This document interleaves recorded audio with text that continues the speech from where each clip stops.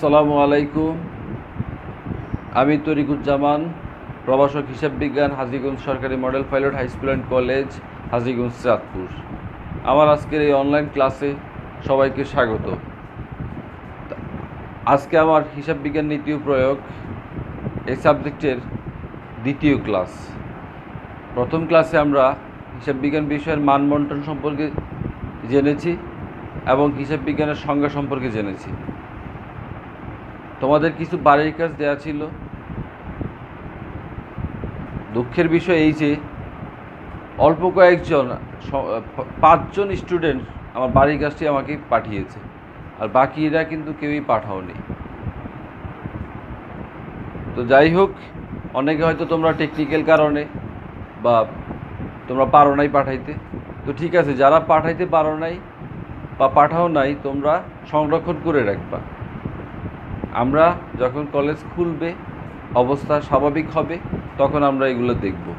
কারণ কি, আমাদের তোমরা তো জানোই, গত ক্লাসে আলোচনা করছি যে আমরা ফাইনাল পরীক্ষা দিব 45 নম্বরের।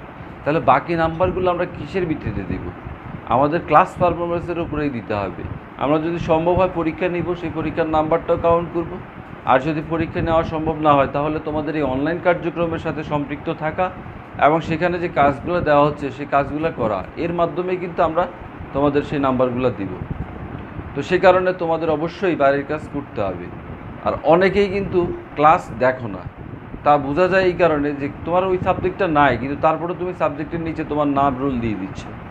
তো অবশ্যই তোমরা মনোযোগ সহকারে ক্লাসটি শুনবা। এবং অনেকেই বাড়ির কাজ খুঁজে পাচ্ছ না, ক্লাসের মধ্যেই বাড়ির কাজ দেওয়া ছিল শেষ অংশে। তো তোমরা পুরোটা ক্লাস না দেখলে বাড়ির কাজ বুঝতে পারবে না, সঠিক বাড়ির কাজটা জানতে পারবে না। তো আশা করি তোমরা এই ভুলগুলো করবা না। সবাই মনোযোগ সহকারে ক্লাস শুনবা, বাড়ির কাজগুলো অবশ্যই কমপ্লিট করে সংরক্ষণ করে রাখবা। তো আজকে দেখো, আজকে আমাদের আলোচনার বিষয় হচ্ছে দুটো। একটা হচ্ছে হিসাব বিজ্ঞানের উদ্দেশ্য, আর একটা হচ্ছে হিসাব তথ্য ব্যবহারকারী কারা। এই দুটো বিষয় নিয়ে আমি আলোচনা করব। তো তোমরা দেখো, আসলে প্রত্যেকটা বিষয়ের কিন্তু কিছু বেসিক উদ্দেশ্য থাকে, কারণ উদ্দেশ্য ছাড়া কোনো কিছুই তো আসলে হয় না। তো ঠিক তেমনিভাবে আমাদের হিসাব বিজ্ঞানের কিছু মৌলিক উদ্দেশ্য এবং কিছু সহায়ক উদ্দেশ্য রয়েছে। আজকে আমরা জানবো হিসাব বিজ্ঞানের উদ্দেশ্যগুলো কি কি। 1 নম্বর যে উদ্দেশ্য, সেটা হলো স্থায়ী হিসাব সংরক্ষণ করা। প্রত্যেকটা আর্থিক ঘটনা লেনদেন, কারণ আমরা হিসাব বিজ্ঞানের সংজ্ঞার মধ্যেই কিন্তু জেনেছি যে হিসাব বিজ্ঞান হচ্ছে একটি তথ্য ব্যবস্থা, যা কী করে আর্থিক ঘটনাসমূহ বা লেনদেনসমূহকে চিহ্নিত করে, লিপিবদ্ধকরণ করে, সংক্ষিপ্তকরণ করে বা বিশ্লেষণ করে, এবং এর ফলে কি করে প্রাপ্ত তথ্যগুলো সংশ্লিষ্ট তথ্য ব্যবহারকারীর নিকট সরবরাহ করে। তো এখানে সে কথাই বলা হচ্ছে যে আমরা কি করব, আমরা আর্থিক ঘটনা বা লেনদেন সমূহকে স্থায়ী হিসাব সংরক্ষণ করব।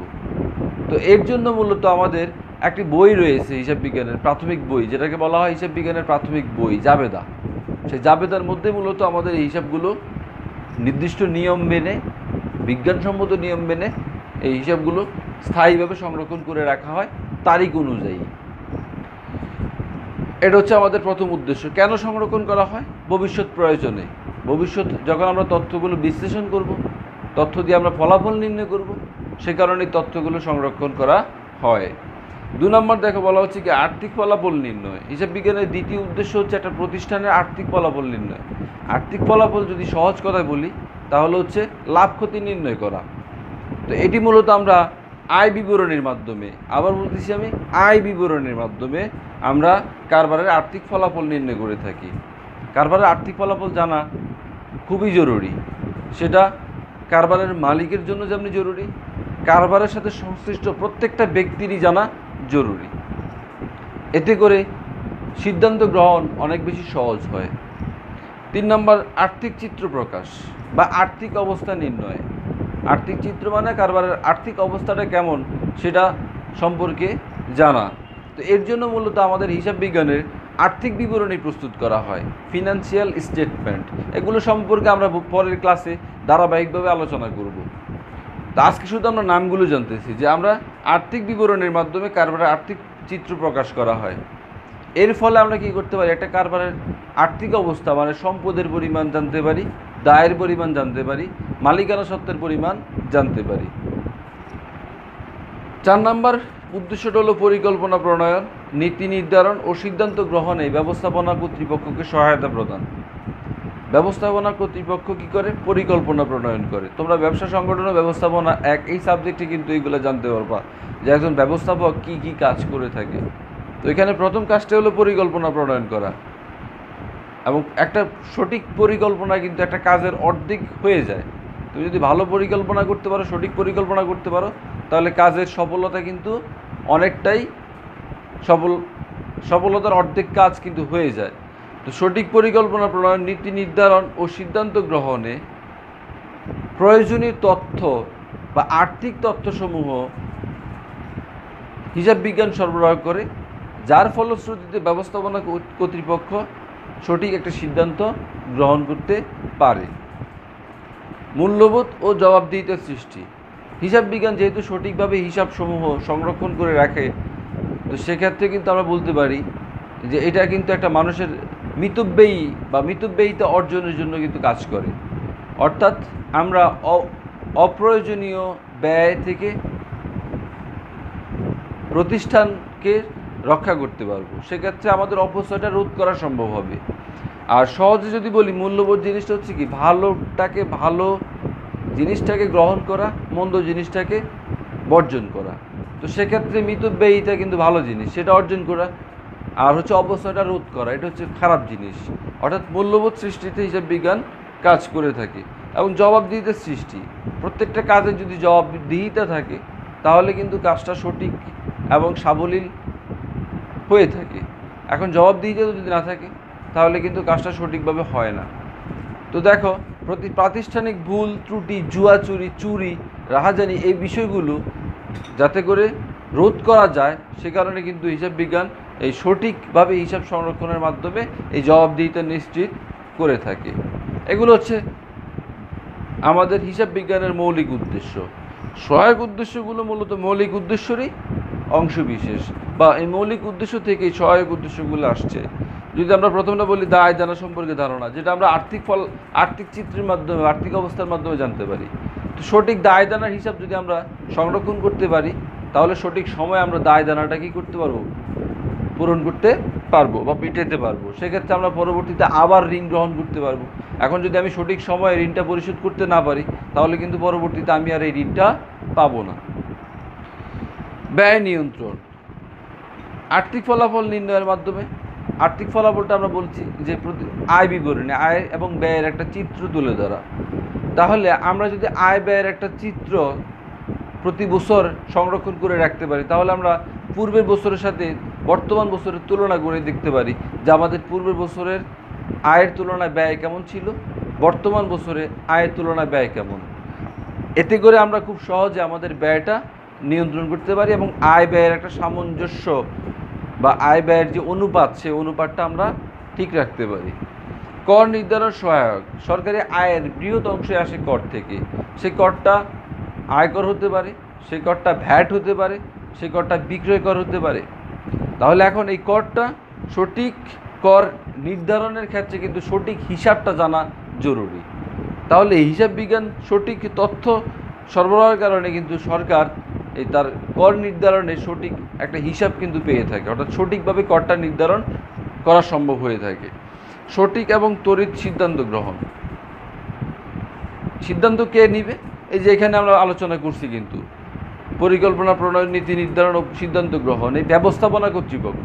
তাহলে ব্যবস্থাপনা কর্তৃপক্ষকে খুব দ্রুত তাদের সিদ্ধান্ত গ্রহণের জন্য প্রয়োজনীয় আর্থিক তথ্যসমূহ হিসাব বিজ্ঞান সরবরাহ করে, যার ফলশ্রুতিতে তারা সঠিক সময়ে এবং খুব দ্রুততার সাথে সিদ্ধান্ত গ্রহণ করতে পারে।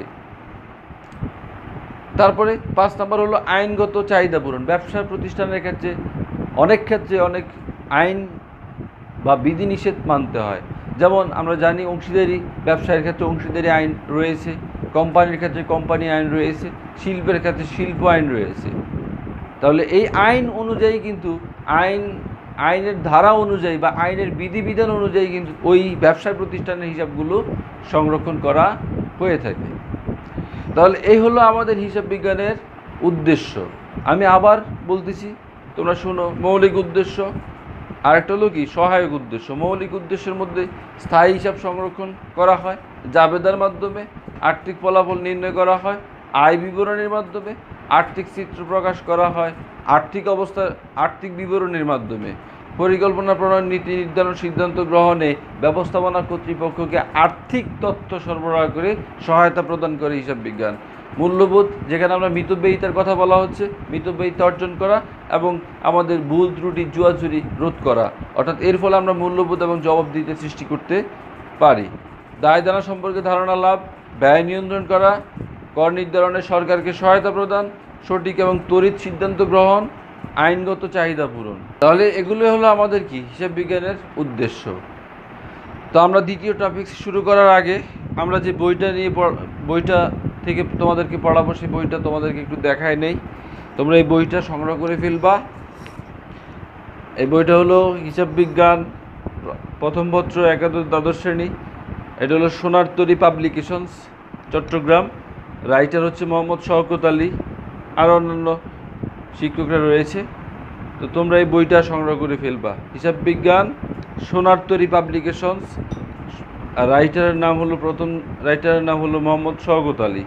এটা জাতীয় শিক্ষাক্রম পাঠ্যপুস্তক বোর্ড কর্তৃক অনুমোদিত সিলেবাসের আলোকে রচিত। আমরা এই বইটাই মূলত তোমাদের এই বইটা থেকে পড়াবো। আর হাজীগঞ্জে খুব সম্ভবত হাজীগঞ্জে এই বইয়ের পরিবেশক হলো মাসুদ লাইব্রেরি, তোমরা সেখান থেকে সংগ্রহ করতে পারো। আর বইয়ের দাম নিবে হলো তোমাদের 390 টাকা, 390 টাকা, 380 বা 390 টাকা এরকম।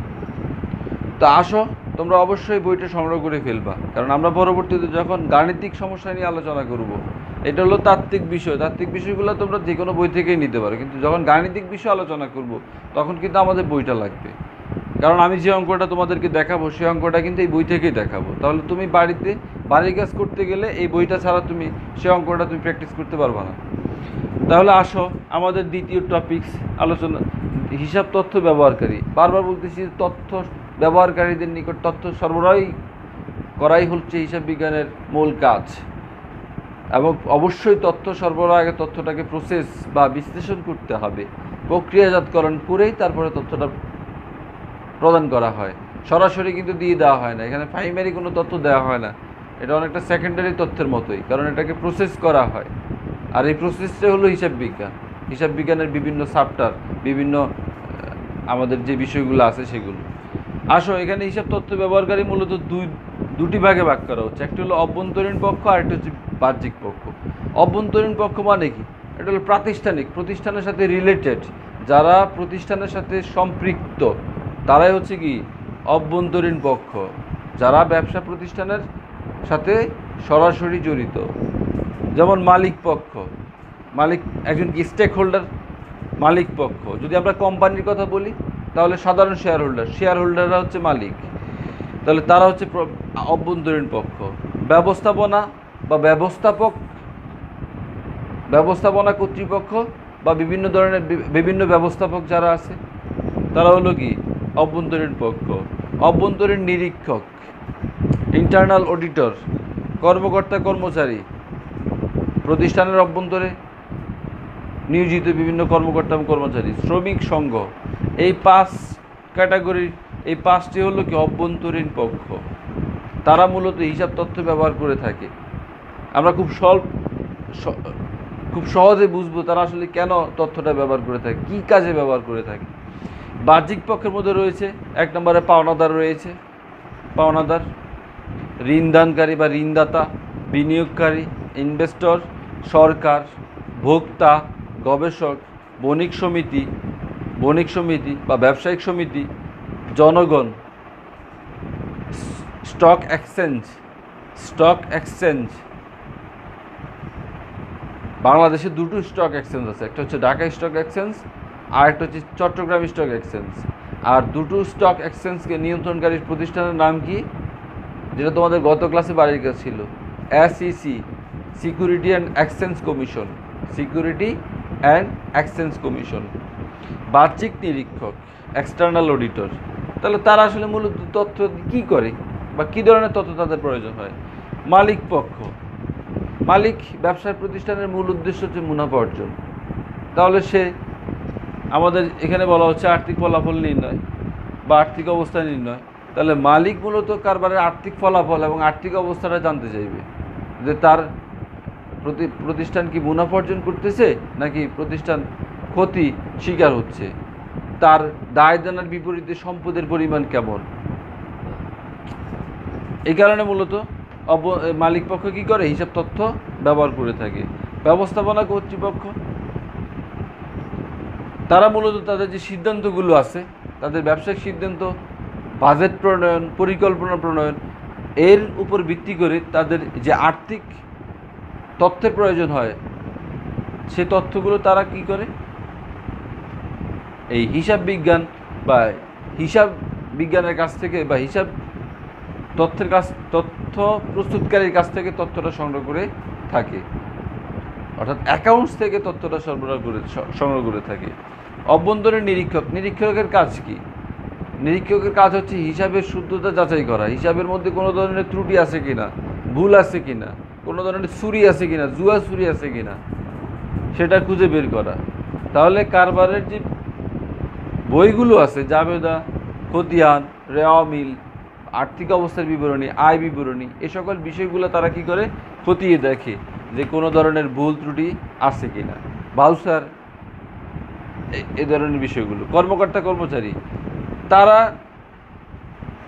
কোম্পানি যদি ভালো পরিমাণে মুনাফা অর্জন করতে পারে, তাহলে কিন্তু তারা কি করে? যখন দেখে ভালো পরিমাণে মুনাফা অর্জন করে, মুনাফার পরিমাণ ভালো আসতেছে, তখন তারা তাদের বেতন ভাতা বৃদ্ধির জন্য দর কষাকষি করতে পারে মালিক পক্ষের সাথে। এখন মালিক পক্ষের সাথে দর কষাকষি করতে গেলে অবশ্যই কারবারের অবস্থাটা তাদের জানতে হয়। তো সে কারণে তারা দেখে যে মুনাফা অর্জিত হচ্ছে কিনা, অর্থাৎ আমাদের আয় বিবরণীটা মূলত তারা দেখে। যদি আয় বিবরণী দেখে ভালো পরিমাণে মুনাফা অর্জন হচ্ছে, তাহলে সেক্ষেত্রে তারা তাদের বেতন ভাতা বৃদ্ধির জন্য মালিকের সাথে দর কষাকষি করে থাকে। শ্রমিক সংঘ, এরা মূলত শ্রমিকদের স্বার্থ সংশ্লিষ্ট বিষয় নিয়ে কথা বলে।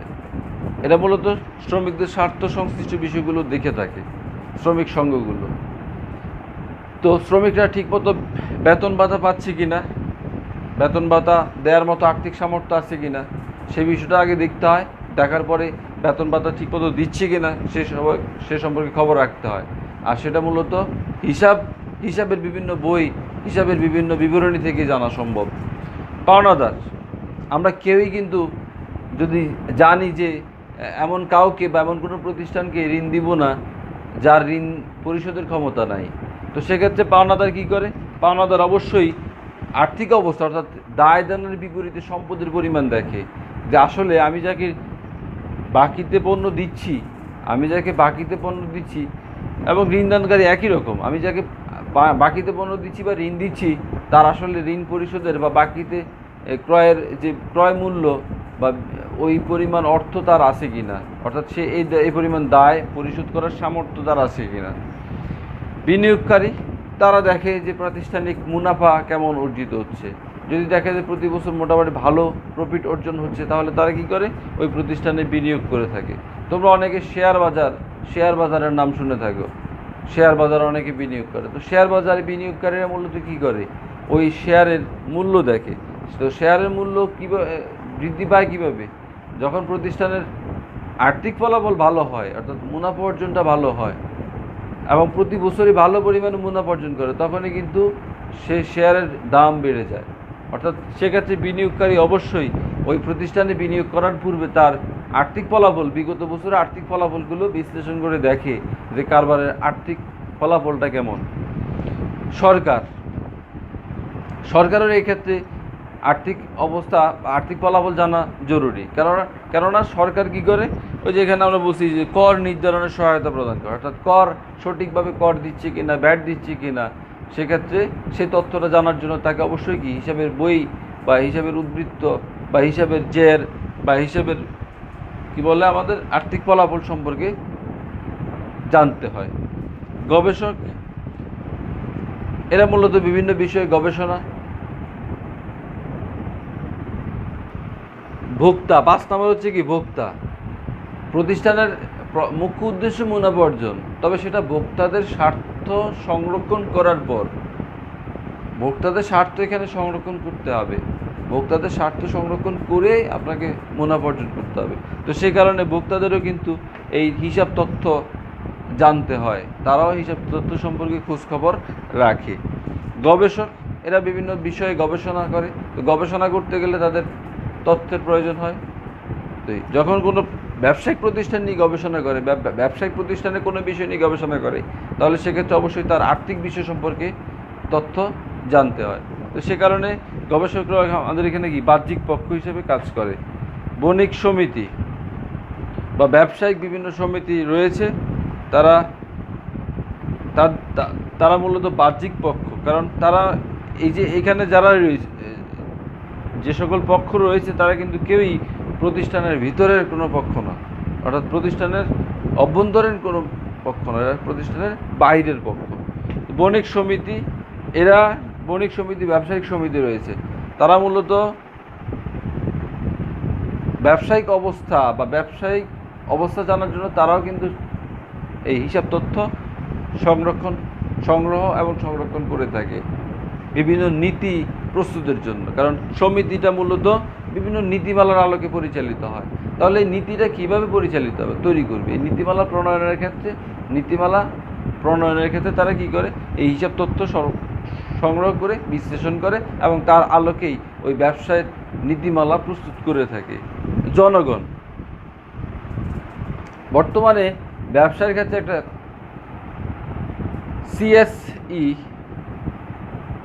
সিএসআর রয়েছে, একটা বিষয় রয়েছে সিএসআর, কর্পোরেট সোশ্যাল রেসপন্সিবিলিটি। আপনি মুনাফা অর্জন করবেন, কিন্তু পাশাপাশি আপনার কিছু সামাজিক দায়বদ্ধতাও রয়েছে, অর্থাৎ